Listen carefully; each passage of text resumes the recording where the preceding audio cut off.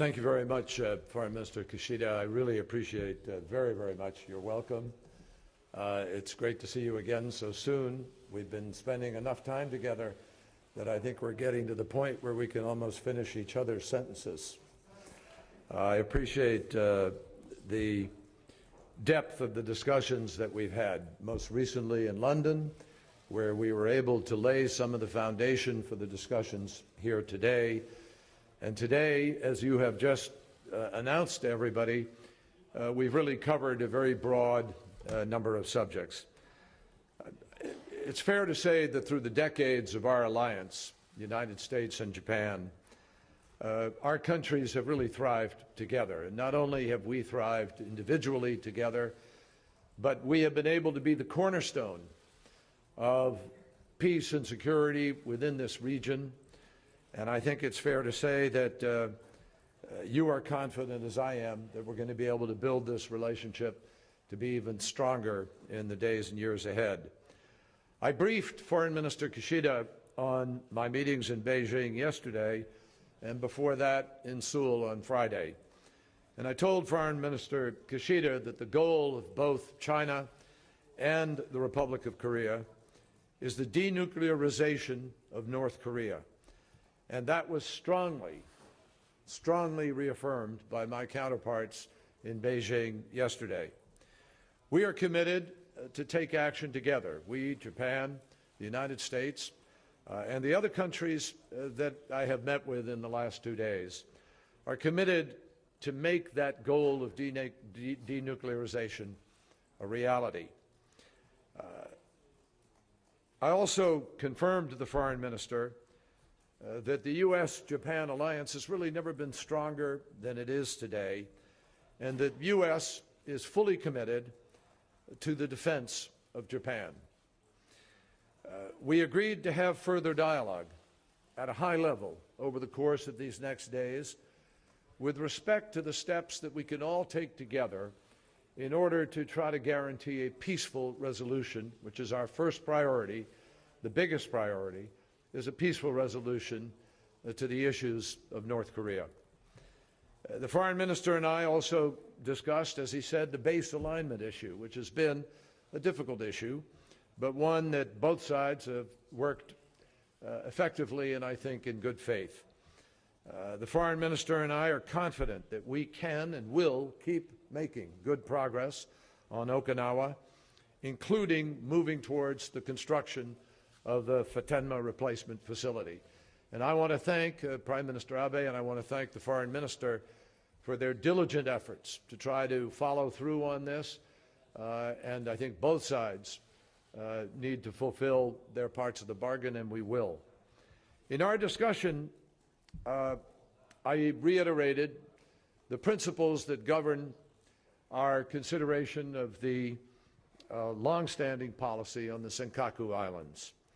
The United States, as everybody knows, does not take a position on the ultimate sovereignty of the islands. But we do recognize that they are under the administration of Japan. And we obviously want all the parties to deal with territorial issues through peaceful means. Any actions that could raise tensions or lead to miscalculations all affect the peace and the stability and the prosperity of an entire region. And so we oppose any unilateral or coercive action that would somehow aim at changing the status quo. In terms of global challenges, I want to say that I thank the Foreign Minister and I thank Japan for really the amazing role that it is playing on a global basis. Japan is engaged in the rest of the world, and it is engaged in a positive and a constructive way, and we're grateful for their partnership on a number of issues, like a major contribution to the shared mission in Afghanistan, Japan's humanitarian assistance in Syria, and its steadfast commitment to preventing a nuclear-armed Iran. We also discussed the urgency of moving forward with the Middle East peace process. And I am particularly grateful to the Foreign Minister and to Japan for their desire to work closely on this issue. We discussed the economic initiative that I announced when I was in Israel and that we talked about recently in London. And Japan has agreed to consider the way in which it might be able to play a role in that economic partnership to try to make a difference in the quality of life and the conditions on the ground in the West Bank.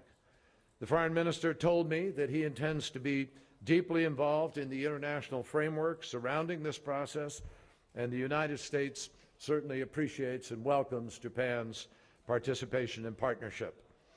Japan, as we all know, is also a vital partner with respect to addressing the question of climate change. The Foreign Minister and I agreed to raise the initiative above the level that it is today, much as we did yesterday in Beijing because of the urgency of this issue, and we have agreed to engage in a new bilateral dialogue based on 3 pillars, focusing on post-2020 climate agreements, enhancing the low-emissions development, and helping to build climate-resilient societies. And we are issuing a joint statement today to lay out exactly what we believe we can do in partnership with respect to this issue. I want to say that the Prime Minister has also shown very strong leadership in taking steps to join the Regional Trans-Pacific Partnership, the TPP as it's been referred to in the Foreign Minister's comments. Last week, the United States and Japan reached a critical bilateral agreement after more than a year of work, and we are now pleased to express our support to Japan for the TPP. Clearly, having Japan in the TPP would be an enormous economic benefit for all of us. As I think the Minister mentioned in his comments, Japan and the other countries in the TPP, together with the United States, would represent 40% of GDP. That is a critical mass when it comes to economic standards, and we believe it will help raise standards across the globe with respect to international business. I'm also very aware about the question of the Child Abduction Convention, and I want to thank the government for submitting that to the Diet. We're very hopeful that that will be able to be passed, but we're also sensitive to the fact that there are ongoing cases that will not be grandfathered into the new Hague legislation. And I want to emphasize to the Foreign Minister that the United States is ready to assist in helping to get those cases resolved. Finally, I am pleased to join with the Foreign Minister in announcing that for the first time ever between Japan and the United States, we are going to enter into a high-level and urgent dialogue between our countries that will take place here on May 9th and 10th with respect to cyber security. As I have said previously, there isn't one aspect of life today for anybody in the world, or most people in the world, I should say, that isn't affected by cyber engagement.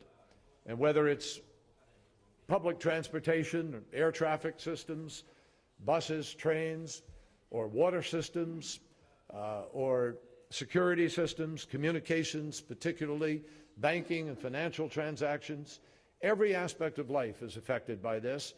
And we need, needless to say, to live by the highest standards with rules of the road that everybody comprehends and with security that guarantees the safety of all of those systems together. So our countries are already working closely on these issues, but this is going to provide a gathering where we have a better opportunity to flesh out what the challenges are ahead. So once again, Mr. Minister, thank you very, very much. I look forward to meeting with the Prime Minister tomorrow, and I'm grateful for the opportunity to be back here in Japan, in Tokyo, where I've been before, but never as Secretary of State, and I'm delighted to be able to be here in a great working partnership with the Foreign Minister. Thank you. Thank you.